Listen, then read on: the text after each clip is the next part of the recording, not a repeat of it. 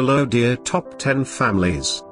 Today, we will see top 10 African kings and queens, which will never be forgotten and has massive impact on the world's socio-economic development.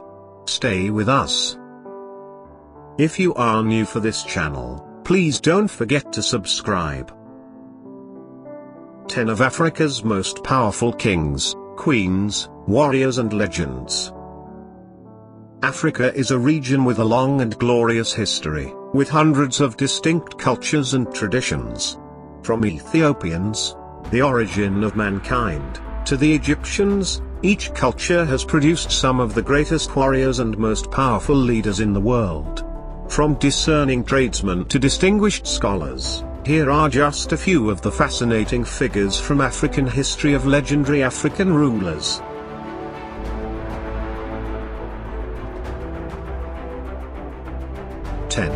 Cetshwayo kaMpande.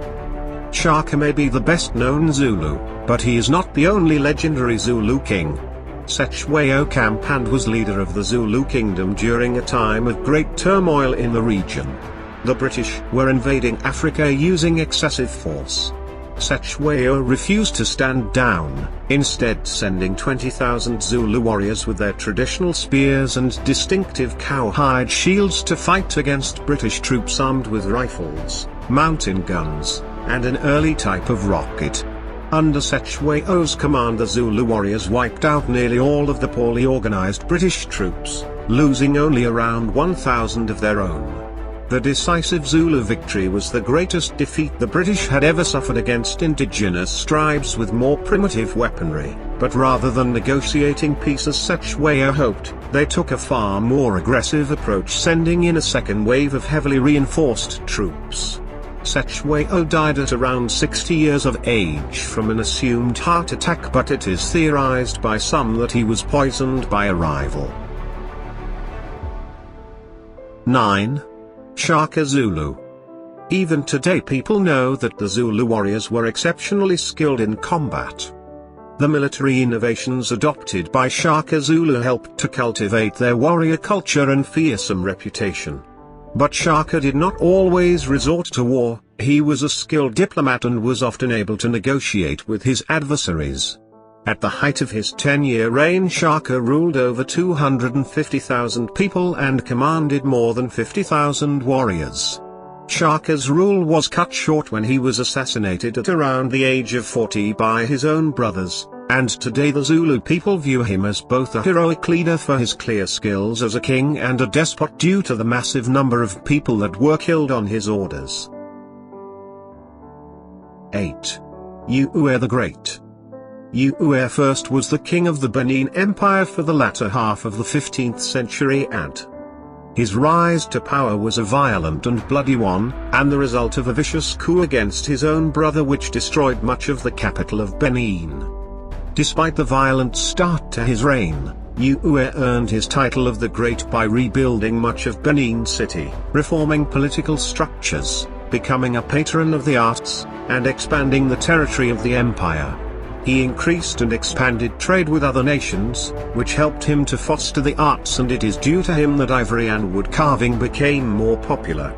He was an indisputably real historical figure, but he was such a powerful man that many believed he held magical powers, which is attested to in much of the artwork of the era.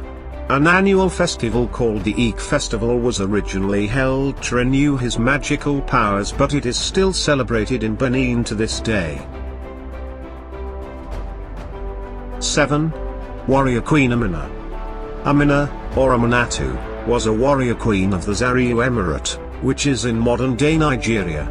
She is the subject of many legends and ruled at some point in the 15th century, though the dates are uncertain. She conquered many cities and ruled for 34 years. She was a legendary and eager warrior, and as a child her grandmother found her wielding a dagger as nimbly as any warrior. Like many other female regents, she refused to marry so that she would not risk losing any authority. One of her less fearsome legacies is that she introduced the cultivation of kola nuts to her kingdom. 6. Tunka Manin. Tunka Manin was the Ghana ruler, of the Wagad from 1037 to 1075 AD. He was described in contemporary accounts as a lover of justice, and he settled many disputes within his empire personally. He became known for his involvement in communities and for the fact he greatly boosted the economy of the empire. He was able to further cultivate his public image through projecting an air of magic and mysticism. Unfortunately, Tunka Manin was the last ruler of the Wagad, as the empire fell due to a number of factors, including disputes about the region converting to Islam. 5. Mansa Kankan Musa, the richest African warrior. Musa I was the 10th Mansa or Sultan or King of Mali. His reign was between 1312 and 1337 AD. He was an extremely powerful leader, and under his leadership Mali was able to conquer 24 cities. He had a great deal of nicknames and titles, including the Lion of Mali and Conqueror of Ghanata. One of his nicknames, Lord of the Mines of Wangara, was due to the fact he was in control of all the gold mines there. This contributed to the fact he was exceptionally rich. His contemporaries described him as inconceivably wealthy. Both Time and the BBC have commented on his wealth from a modern viewpoint, with the latter declaring him the richest man of all time.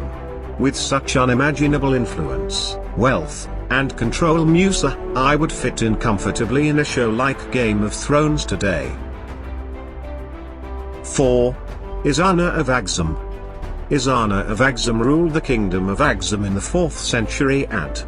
The kingdom was vast and covered current-day northern Ethiopia, Yemen, some parts of southern Saudi Arabia, northern Somalia, Djibouti, Eritrea, and some regions of Sudan. He inherited the role from his father, who died while Ezana was still a child.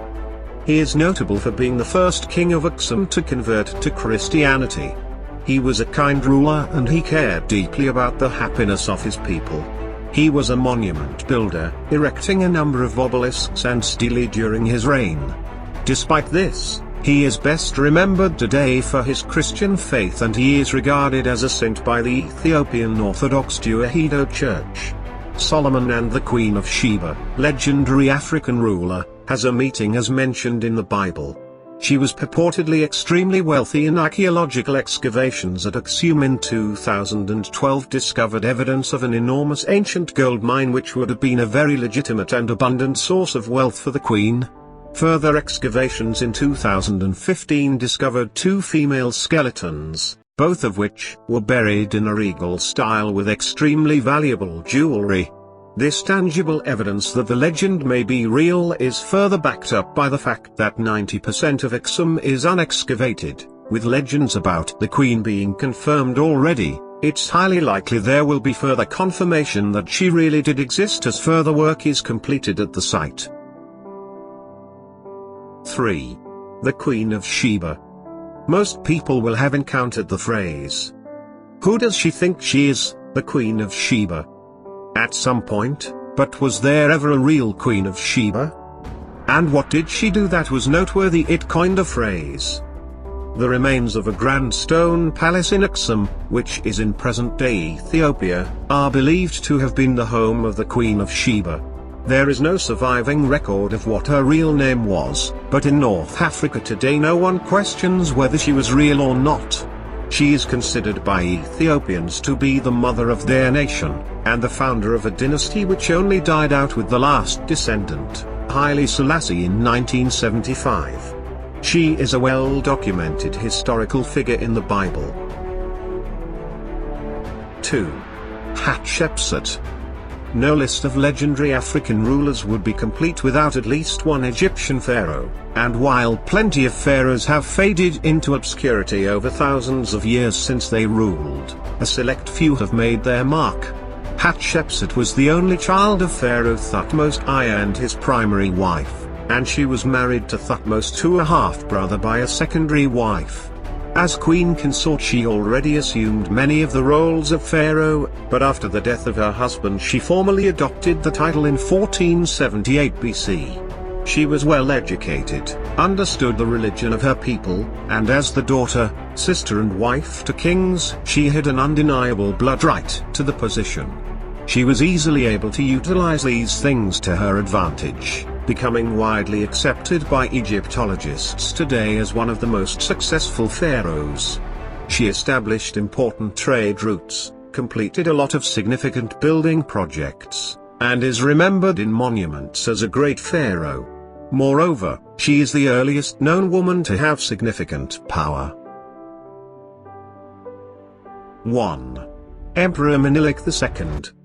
Minilik II was Emperor of Ethiopia, from 1889 to his death in 1913, and King of Sheba from 1866 to 1889. At the height of his internal power and external prestige, the process of territorial expansion and creation of the modern empire state was completed by 1898. Minilik was also remembered for leading Ethiopian troops against the Kingdom of Italy in the First Italo-Ethiopian War, where Minilik scored a decisive victory at the Battle of Ewuare.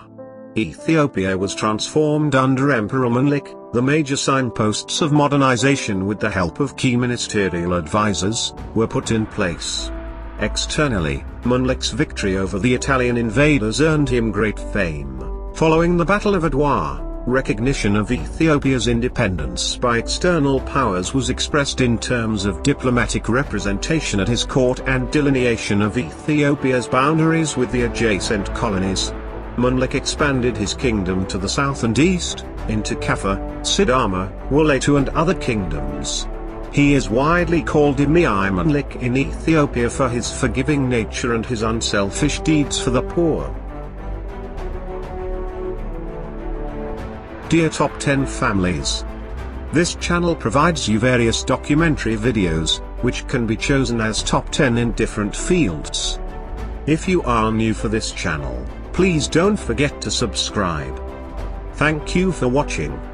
See you next time.